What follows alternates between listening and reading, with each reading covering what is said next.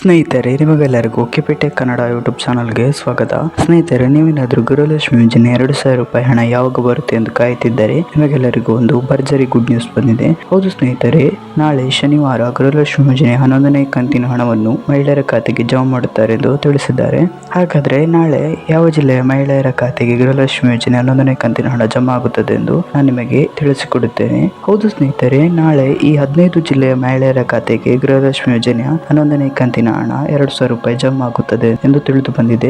ಹಾಗಾದ್ರೆ ಆ 15 ಜಿಲ್ಲೆಗಳು ಯಾವುದೆಂದು ನೋಡೋಣ. ಇದರಲ್ಲಿ ನಿಮ್ಮ ಜಿಲ್ಲೆ ಇರಬಹುದು, ಹಾಗಾಗಿ ಈ ವಿಡಿಯೋನ ಸ್ಕಿಪ್ ಮಾಡದೆ ಕೊನೆ ತನಕ ನೋಡಿ. ಮತ್ತೆ ನಿಮಗೇನಾದರೂ ಈ ವಿಡಿಯೋ ಇಷ್ಟ ಆದರೆ ವಿಡಿಯೋಗೊಂದು ಲೈಕ್ ಮಾಡಿ, ಹಾಗೂ ಇದೇ ರೀತಿ ಸರ್ಕಾರದ ಯೋಜನೆಯ ಮಾಹಿತಿ ನಿಮಗೆ ಆದಷ್ಟು ಬೇಗ ತಿಳಿಯಲು ನಮ್ಮ ಚಾನಲ್ ಅನ್ನು ಸಬ್ಸ್ಕ್ರೈಬ್ ಮಾಡೋದನ್ನ ಮಾತ್ರ ಮರಿಬೇಡಿ. ನಾವು ಯಾವುದೇ ರೀತಿ ಸರ್ಕಾರದ ಯೋಜನೆಯ ಮಾಹಿತಿ ವಿಡಿಯೋ ಅಪ್ಲೋಡ್ ಮಾಡಿದರೆ ನಿಮಗೆ ಆದಷ್ಟು ಬೇಗ ತಲುಪುತ್ತದೆ. ಅದಕ್ಕೆ ಚಾನಲ್ ಅನ್ನು ಸಬ್ಸ್ಕ್ರೈಬ್ ಮಾಡಿ.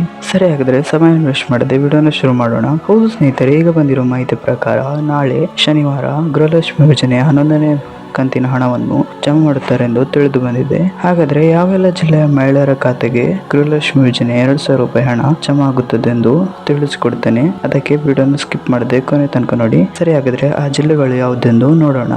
ಅವುಗಳು ಯಾವುದೆಂದರೆ ಚಾಮರಾಜನಗರ, ಮಂಡ್ಯ, ಬೆಳಗಾವಿ, ಬೀದರ್, ಉತ್ತರ ಕನ್ನಡ, ದಕ್ಷಿಣ ಕನ್ನಡ, ಹಾಸನ, ತುಮಕೂರು, ರಾಯಚೂರು, ಧಾರವಾಡ, ಉಡುಪಿ, ಚಿಕ್ಕಮಗಳೂರು, ಕೊಡಗು, ಹಾವೇರಿ, ಗದಗ ಈ ಎಲ್ಲ ಜಿಲ್ಲೆಗಳಲ್ಲಿ ನಾಳೆ ಗೃಹಲಕ್ಷ್ಮಿ ಯೋಜನೆಯ 11ನೇ ಕಂತಿನ ಹಣ ಜಮಾ ಆಗುತ್ತದೆ.